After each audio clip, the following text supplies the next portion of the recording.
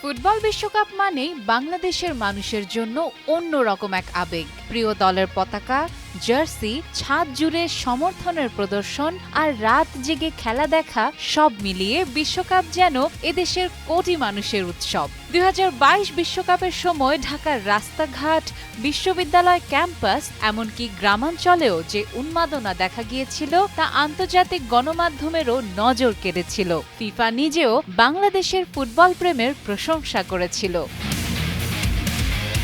তবে FIFA world cup ২০২৬ সামনে রেখে এবার তৈরি হয়েছে বড় অনিশ্চয়তা। আগামী ১১ জুন আমেরিকা, কানাডা ও মেক্সিকোতে শুরু হবে ৪৮ দল নিয়ে ইতিহাসের সবচেয়ে বড় বিশ্বকাপ। মোট ১০৪টি ম্যাচ অনুষ্ঠিত হবে এই আসরে। কিন্তু এক মাসেরও কম সময় বাকি থাকলেও রাষ্ট্রীয় সম্প্রচার মাধ্যম বাংলাদেশ টেলিভিশন, কোনো বেসরকারি টেলিভিশন চ্যানেল কিংবা ওটিটি প্ল্যাটফর্ম এখনও সম্প্রচার স্বত্ব কিনতে পারেনি। ফলে বাংলাদেশে আদৌ বিশ্বকাপের ম্যাচ সম্প্রচার হবে কিনা তা নিয়ে এক প্রকার ধোঁয়াশা তৈরি হয়েছে।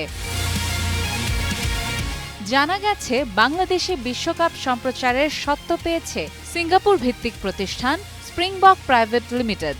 বিটিভির কাছে প্রতিষ্ঠানটি প্রায় ১৫১ কোটি টাকা চেয়েছে। কর ও অন্যান্য ব্যয় যুক্ত হলে মোট খরচ প্রায় ২০০ কোটিতে পৌঁছাতে পারে। চুক্তি অনুযায়ী মোট অর্থের অর্ধেক ১০ মের মধ্যে এবং বাকি অংশ ১০ জুনের মধ্যে পরিশোধ করতে হবে। এত বড় অঙ্কের অর্থ ব্যয়ের কারণে বিটিভি এখনও চূড়ান্ত সিদ্ধান্ত নিতে পারেনি। তথ্য ও সম্প্রচার মন্ত্রণালয়ের পরামর্শে বিটিভি সরাসরি ফিফার সঙ্গে যোগাযোগ করে বিনামূল্যে সম্প্রচারের সম্ভাবনা যাচাই করার চেষ্টা করছে। তবে এখন পর্যন্ত ফিফার পক্ষ থেকে কোনো জবাব পাওয়া যায়নি।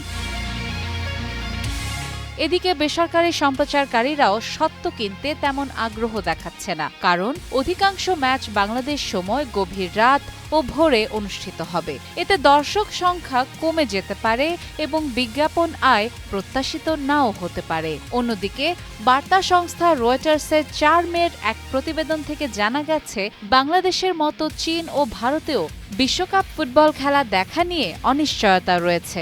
দুটি দেশেই সম্প্রচার স্বত্ব নিয়ে জটিলতা সৃষ্টি হয়েছে।